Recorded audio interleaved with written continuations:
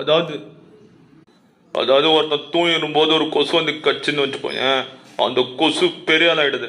ஒரு நாள் முழிச்சுன்னு சொல்ல கடியும் போது பட்டு நச்சா பொட்டுன்னு போயிடும். ஒரு நாள் ஏ அம்மா, என்னம்மா நடிகிற நீ?